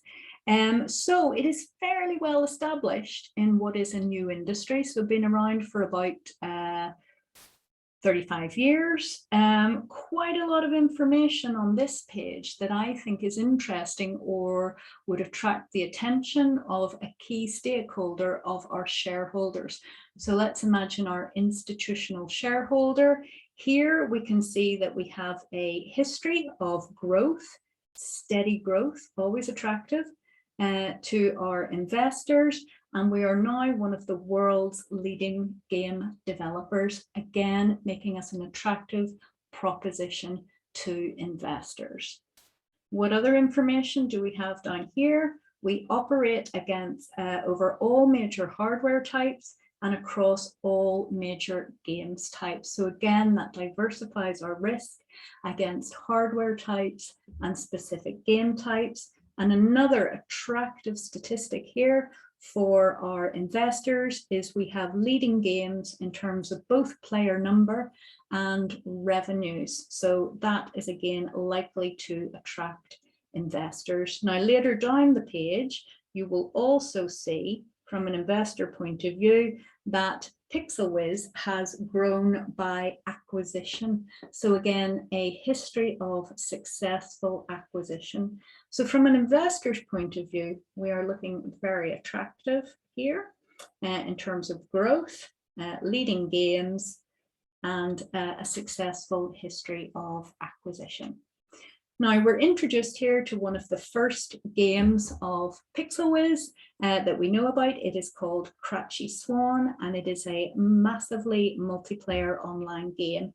Let's have a look at the scale of this game. We have 300 million registered users, and at any one time, about 800,000 players. So again, an attractive statistic for investors. But call me a pessimist. If I was thinking about an exam question, I might link this to a potentially cybersecurity risk. Think about that information in the industry analysis that we looked at with regard to credit card details being held for registered players. So it's very popular, but that could potentially increase the impact of any cybersecurity breach in that area. Okay, let's have a look at pixelwiz's structure here. We have 5,100 employees, half of whom are based in our head office, which is where we started in Westland's Media City. So here we have our headquarters in Westland. And there's a number of things that we can say about this structure. So we have a head office here, and we have 3 overseas offices in Eastland, Southland, and Northland. So before we look at that in more detail, what are we thinking about this structure? One of the first things that comes to mind for me is F3 and currency risk. We have these assets overseas in overseas subsidiaries or overseas offices, and that means that we are facing translation risk depending how the W dollar moves against what I'm assuming will be the E dollar, S dollar, and N dollar. So you'll recall that translation risk only impacts on our financial statements. It's not a realized gain or loss, but still something that we will need to look to manage from that point of view. What else is this structure saying to me? Well, if I think about E3, I want to think about performance measurement. How are we as the board up here in Westland going to assess the relative performance and success of Eastland, Southland, and Northland? So are we going to use things like return on capital employed, which will give a percentage comparative, which might be useful? Or are we going to use things like residual income, so a more absolute figure for assessment and decision making? A structure like this also makes me think about E3 theory of goal congruence. Are each of the teams managing these overseas offices working towards the overall success of the business? Or do we have any problems with empire building or dysfunctional behavior? So what are we doing as a board to ensure goal congruence? And then there might be some problems with transfer pricing that we might need to have a look at. Are we setting a transfer price, again, that encourages the right type of behaviors that we want to see between these offices? So quite a lot to have a look at in terms of that structure. Looking down here, and we will look at Westland in a little bit more detail. We have our head office in Westland, and also that they will look after the development of PC-based video games. So we have a different specialism in each of the offices, and Westland itself is looking at the PC-based video games. You might recall that was about 15% of gaming income overall. Now they carry out the group's administrative functions, but that's quite typical. I don't think that's particularly interesting for us. Now, as we said, we have a successful history of growing by acquisition, and I think this could be a key question that you could face in your case study. So is pixelwiz going to consider growing through acquisition going forward? Let's think about an area that they might do this in. Well, it might be in the growth area of VR and AR. You'll see down here that our Northland office is where the R&D activities happen that benefit all of the other offices. They're working on new and improved game development software. You'll recall that from the industry analysis that we can use to develop games. Our programmers will use that. And also they're working on the integration of VR headsets into updated versions of our existing console games. So having a look at this acquisition and looking at Northland developing this VR capability, are we going to be facing a question regarding a strategic choice between acquisition and organic growth potentially? So that's something that we want to have a think about. And again, think about how valuable this expansion into VR headsets will be. We're looking at updating existing versions of our games. So we are trying to leverage more return out of existing games that we have and perhaps extend the product life cycle within those. So very, very interesting information within Northland and potentially acquisitions as a strategy there. Okay. Let's look at the other two areas then before we move on. So we have our Eastland office. They are home to mobile game development. And again, mobile game development, a growth area. Remember the Deloitte comment that we made in the industry analysis, and accounting for about 35% of gaming revenues. And then Southland is home to the console game development. Now consoles were worth about 20% of revenues, and maybe we add on an extra 15 if it also includes handheld consoles there. Okay, now you will note that it says here that each of the offices has its own base for local marketing. Now that is quite important, because in terms of a marketing strategy, we have a little bit of a hybrid structure here between centralization and decentralization. And I think pixelwiz may have structured itself from a marketing point of view to take the benefits of centralization, but also the benefits of decentralization. So we are looking at a global market for games, okay? So it makes sense, if we are looking at a global market, to have a centralized global marketing team within our head office, okay? And looking at a global market is very advantageous, because the larger the market, then it reduces product risk. It gives us a larger market to sell to. Here we are told that games can be adapted for different language options, both in terms of on-screen prompts and speeches within the soundtracks. So again, helps us expand the overall market that we're looking at in terms of managing product risk.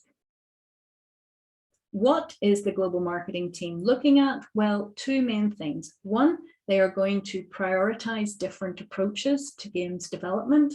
So there, I want you to draw upon that industry analysis that we have looked at in terms of which areas are cash generative, which areas are developing, and we might want to explore. And also they will look at scheduling release dates. Now, this is a key area for marketing. We do not want to release a game, for example, at a time that a competitor will release a key game, but we also want to release a game when it is ready. So we don't want to have those problems associated with Cyberpunk 2077 that we've discussed, but we also don't want to release a game too late. You might want to have a look at Duke Nukem Forever as an example.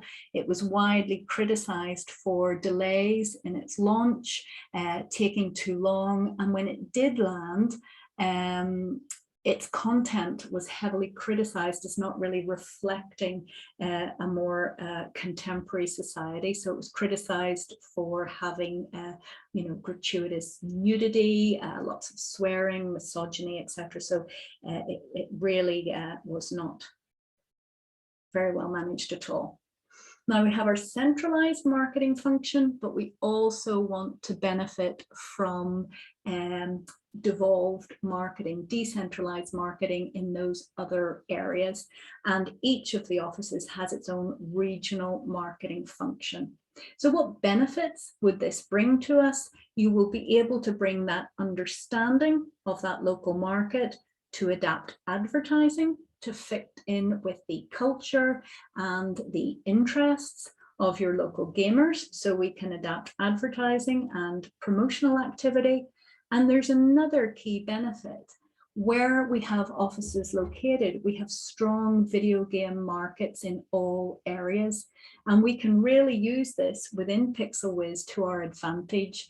We can help in the development of new games by hosting focus groups and panel discussions in order to understand local tastes and preferences in key markets. So that is a huge benefit from a marketing point of view of being close to our customer. So as we progress, we are told that pixelwiz enjoys strong sales throughout the world, but as with many companies, it cannot predict what is going to be popular. So we have the capricious nature of the market in terms of we're not sure what's going to happen, what's going to be popular. And similarly, we don't know what kind of life cycle we are going to get out of titles. And this leads to a very important concept within games development, and that is franchising. So you will all be used to this. If we think about how long Super Mario has been around, in how many guises and variants, then we get the idea of a successful franchise that might have multiple variations and sequels. And what the games developers will be doing is adding new features or types of gameplay to get those gamers coming back to the popular popular characters and themes. And again, if you have a popular franchise, there are more opportunities for revenue generation by licensing that out for both merchandise and movies. So an example I might have there, though no doubt not a great work of art, would be, I think, Sonic the Hedgehog in 2019 or 2020, might have been licensed for movies, but also in terms of TV series and things like that. So plenty of spin-off potential. And one thing that is very encouraging from a governance point of view here is that the board is constantly reviewing pixelwiz's digital strategy. They are looking for opportunities such as maybe smartphone market, VR, streaming of games, and they are looking to identify those opportunities and exploit them. So a great piece of information from governance and risk management point of view there. Now we're getting towards the end. I am aware we're coming right up against the time, but I really do want to finish this off for us now in this webinar.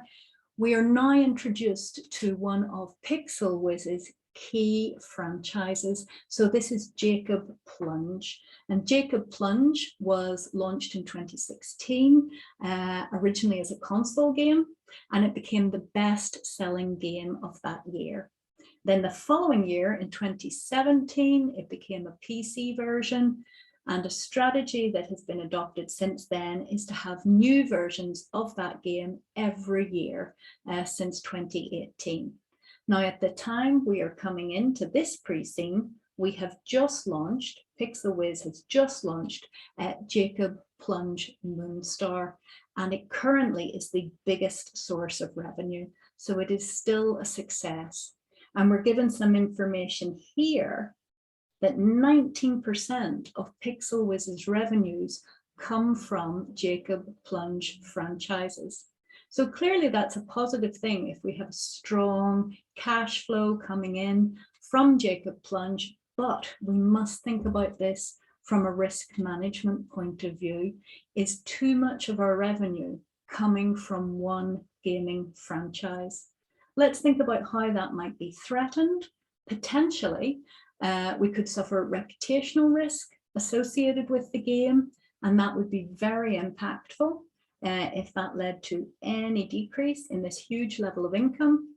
Or perhaps gameplay and access to gamers could be threatened if relationships with the all-important hardware manufacturers or the operating system providers is in any way damaged. So it underlines the importance of those relationships to ensure that we can still generate this income. Now, an example of that we might see in the real life will be the ongoing legal battle between Epic Games, who owns Fortnite, and Apple, who are the provider of the platform for people to play Fortnite via their smartphone. So I would recommend that you have a look at that case. In a nutshell, Epic wants to receive revenues directly from Fortnite players and not have it through the App Store itself. And this is because the App Store takes commissions of up to 30%. So we've seen this idea throughout the pre-seen of using other people within our ecosystem to collect payments, take a commission, and pass them on to us. But also, if you followed the case, you will notice that when Epic sort of stepped outside the terms and conditions of Apple, Apple cut them off and you could not access Fortnite through a smartphone. So a huge impact in terms of both revenue and cash flows for Epic Games. So we need to be aware of that for pixelwiz. And now the last bit, we are told that most of our games are downloaded or accessed on a pay-to-play basis. So circle back to the pie charts of information by revenue there. What is key for me here is what they are not doing, and we have none of that game streaming or cloud-based streaming here. So that might be an area of opportunity for us on pixelwiz. And some repetition of content here. We know that gamers access us via their websites. They take a commission, and remit the rest to us. So the relationship with those hardware manufacturers is key. And then a new piece of information and a new key stakeholder here. We are told that pixelwiz has its own website where it can provide games direct to PCs, laptops, and smartphones, but they don't use their own website. It's very, very normal to outsource that, and they outsource it to a quoted company called Cloudboar. So again, because our entire operations rely on connectivity, gamers have to be able to access their accounts and access the games. Cloudboar becomes a key stakeholder. And over here, we have a very common strategic case study question. So if something goes wrong with Cloudboar, let's say, for example, a data leak, who is responsible? And that is a very common governance question. You will remember from P3 that the board will have ultimate responsibility and that there should be internal controls in place to manage that risk with Cloudboar. So definitely a key potential area to explore there. And then to finish us off today, in terms of physical media, so that is games, DVDs and cartridges, we are told that in developed countries, this market is in decline. It is easier and more convenient for players to be able to download those games direct to their devices. However, this is still a viable market in jurisdictions where internet access is slow or unreliable. So we still have revenue streams from physical media, and pixelwiz outsource that to a third-party specialist in Westland. This will potentially, physical side, raise risks such as theft or potentially piracy. So again, what internal controls will the board of pixelwiz be putting in place there? Okay, now I think that is a good place as a natural break from the webinar. I have hopefully covered a lot of information for you in terms of the industry, in terms of how you can draw down on that information for your case study.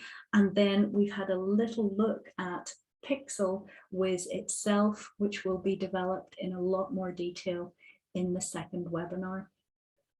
Okay, now, clearly I have run a wee bit over time, which I don't like to do, but you can tell how enthusiastic I am about case study and how much I want to tell you. So I am going to have a little look at some of these questions now and see what I can answer. If you do have to get off, that's okay. In terms of questions regarding admin and pricing, they would be ones for Thomas to answer. I would love to see you again on webinars or in the elite group, and I am just popping back up to see if there are any technical questions. I understand if you need to bob off, I will be on for another couple of minutes to see if there are any technical case study questions that I can ask. Someone's asking here about having a look at Electronic Arts, Gameloft, Nintendo. Could a few of those be analysed? Now, I am if you get to know me a wee bit better, you'll know I'm quite risk averse. I like to prepare thoroughly for case study exams, and I would encourage you to have a look at least at one quoted player in the industry. So electronic arts would be a great one. The thing that I like to look at there would be the board structure. Let's compare it to what pixelwiz's board structure looks like. Are there any roles that they have that are maybe missing in pixelwiz? And again, another key area to look at would be the principal risks, which will be the subject of the second webinar on the pre-seen. Again, I like to have a look through the risks that exist in the real life alternatives to maybe spot gaps. And that really helps with questions regarding corporate governance and potential criticisms of the board. So have they been able to spot the wide range of risks, and have they assessed those? So I think that's a great idea, that one. As far as I'm aware, the annotated pre-seen will be available, but again, that is something for Thomas. Now, translation risk, you're saying, is that less impactful? Well, it's less impactful from a cash flow point of view, because it is what we would call a financial statements or book gain or loss. It will go through the reserves. And again, we'll have a look at that in the second webinar. Transaction risk, on the other hand, we could see if we have this global market, and transaction risk would be a realized gain or loss. So that will impact upon our profits and also impact upon our cash flow.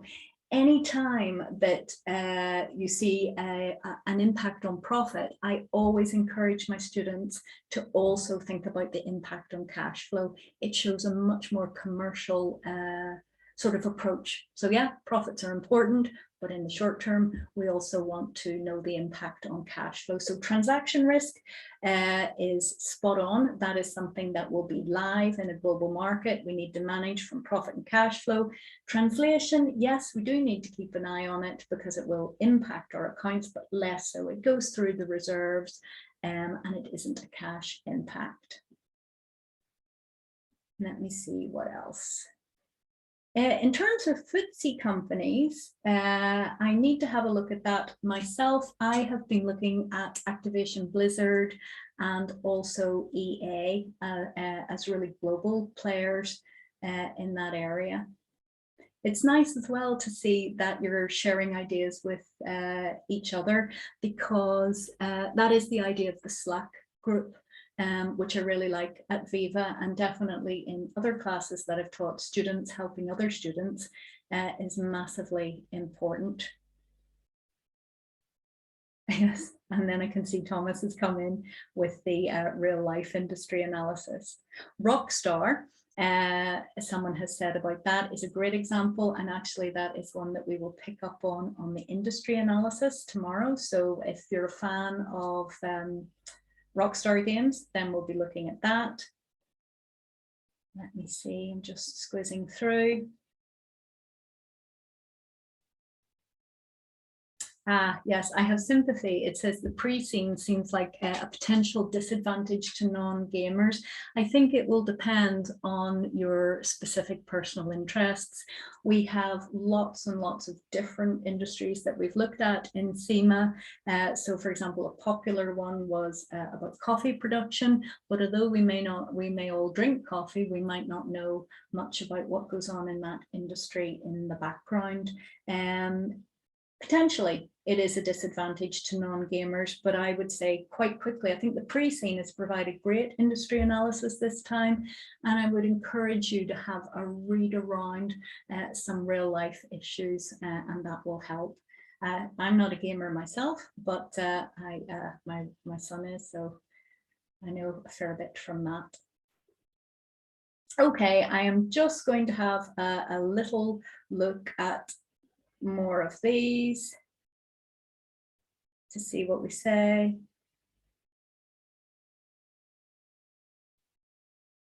Again, I have sympathy with you in terms of that industry analysis. If it isn't an industry that you're a fan of, we have to go through that industry analysis to start off with to set pixelwiz in context. And then the second webinar on the pre-seen analysis will draw down on that. So when we look at the financial statements and when we look at the principal risks, that will make a lot more sense.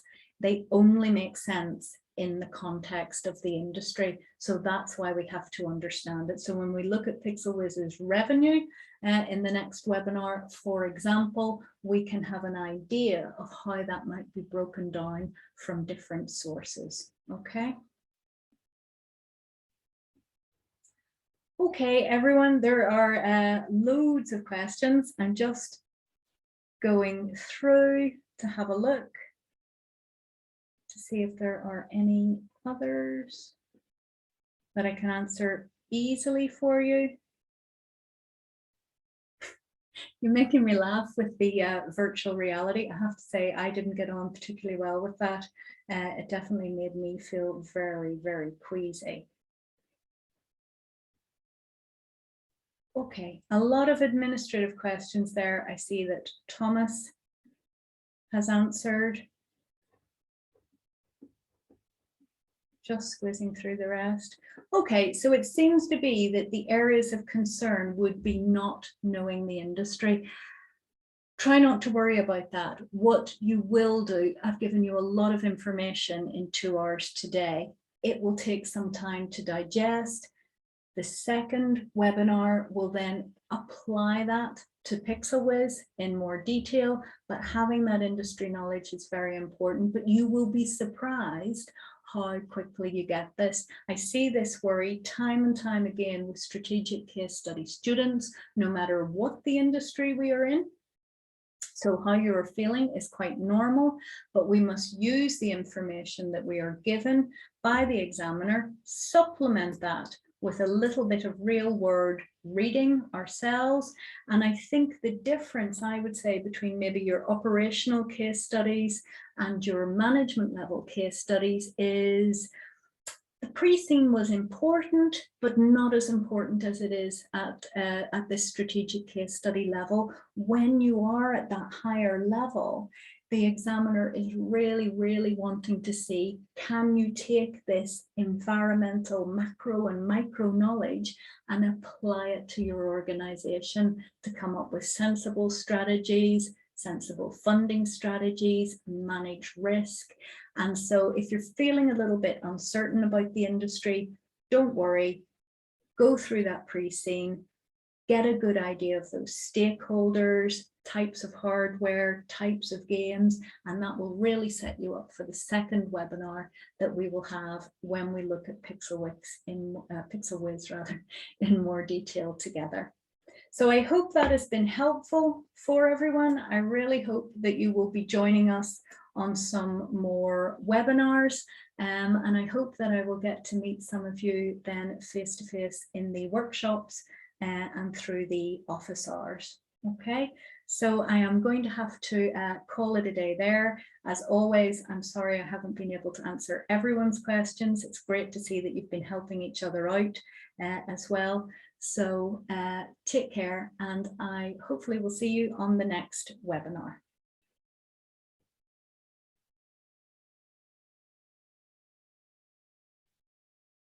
Thank you, everyone.